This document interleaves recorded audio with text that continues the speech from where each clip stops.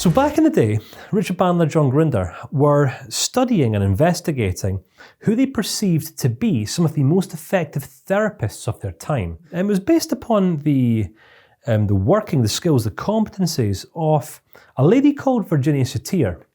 Now, she'd been highlighted and identified as one of the most effective influencers who operated within the realms of families therapy.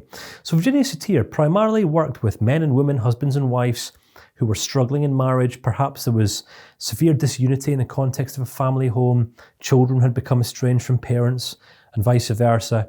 So Virginia would get involved and literally just facilitate more of a peacekeeper's role. She would look to identify what it is that everyone wants and then look to get everyone coming to this place of unified agreement. It was quite a beautiful work of art. There's many books that you read, papers that you can access online upon the works of Virginia Satir if you want to do any further research. Virginia Satir was one of the three people who NLP was modelled upon. The second was a gentleman named Fritz Perls.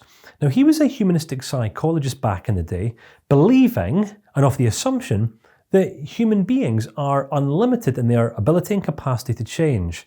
The only problem that people face is in the limitations of their thinking and understanding.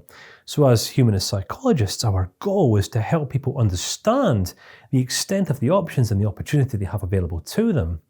All right, which is a really interesting way of looking at life. And the third gentleman was a man called Milton H. Erickson. Now, Milton Erickson was referred to as one of the leading hypnotherapists back in the day. Not the nonsense that you'll see on TV today, people like showmanship hypnotherapy. There's none of this magical, mystical guruism. Hypnotherapy back in the day was just a conversational process that some people were able to use to influence the clients and the people that they worked with in their thinking.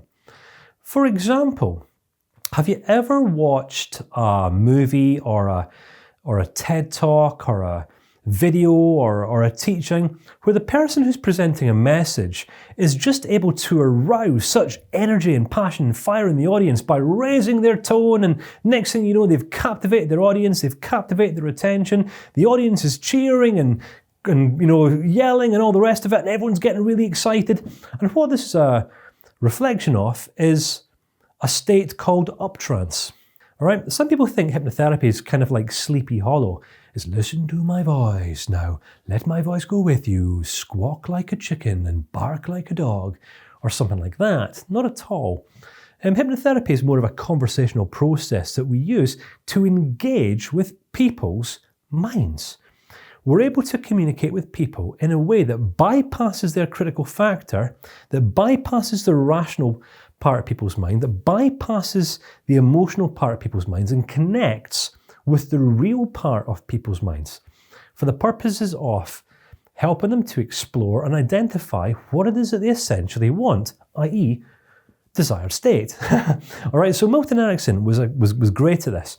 So the reason why I say is because Bandler and Grindler had looked at these three different ways of communicating and interacting with people and realised that all roads were leading to the same Rome. The three approaches that Virginia Satir and Fritz Perls and Milton Erickson were using were simply enabling people to become more abstract and less rigid in their thinking. All right? So this brings us on to an interesting idea about the form of authority that you have already submitted to in life. Right? We will submit to a form of concrete authority. Concrete authority simply comes with rules from other people who we perceive as being wiser or more mature than us. People who we believe know better than us. Now, we're all born into concrete authority. When we're born into the family home, or it might be the case you were raised in a kid's home or something like this, you still had a form of authority in your life.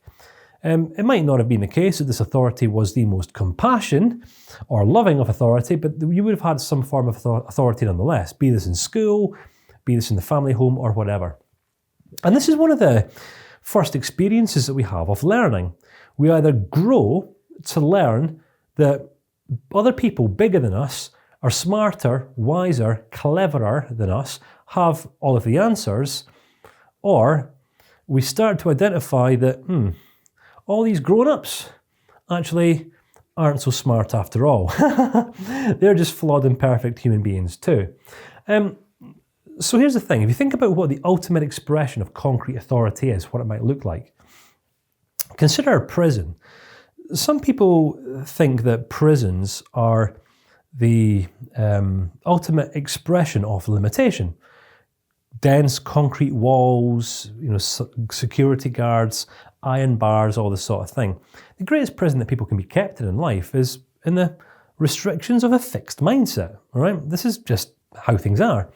So concrete authority is when we are looking to other people for answers about how we should best live our life. We're waiting for someone to come into our life to fix us, or heal us, or guide us, or lead us, or direct us, or show us the way, or save us, or something like this. We leave concrete authority behind and step into abstract authority. Concrete authority is kind of like the whole victim mindset, the victim mentality.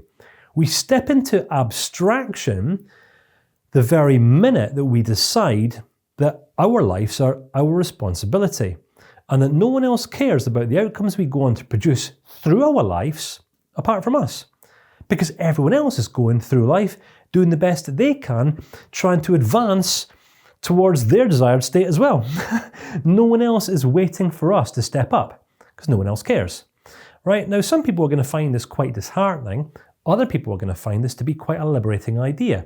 And I want to look you in the eye and say, do you know how many people out there in the world care about what it is that you personally go on to accomplish with your life? Now, right now, you might have some people, some dependents, things like this, who hope you go on to do something, but essentially everyone else around your life is evaluating whether you're the kind of person that they want to keep company with. Other people right now are deciding whether it's a good use of their time to remain connected with you. Now, this can be quite a big wake-up call for some people. Right? It can allow us to stop taking our relationships for granted so much, because many people who operate off a victim mindset do. Just think, I can just, moan and complain and gripe and point fingers and blame all these people who are going to stay alongside me forever. It doesn't work like this.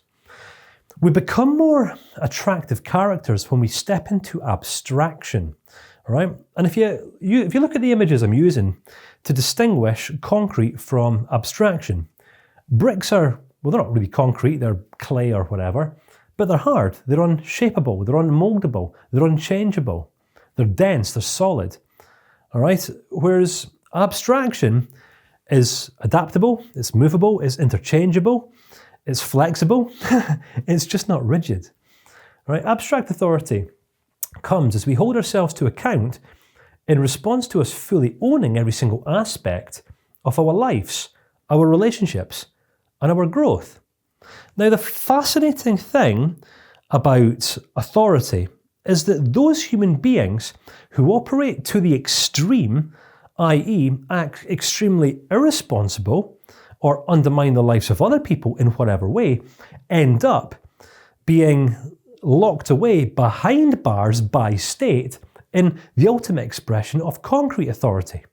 Because they're so inflexible and so immature in their own minds and their own thinking, they end up getting put away behind bars in a prison, which is the ultimate expression of tangible concrete authority. So concrete authority in a tangible form becomes the home for those people who are not ready or willing to enter into abstraction, because they've already proved that they can't be trusted in society at large. It's an interesting idea, isn't it?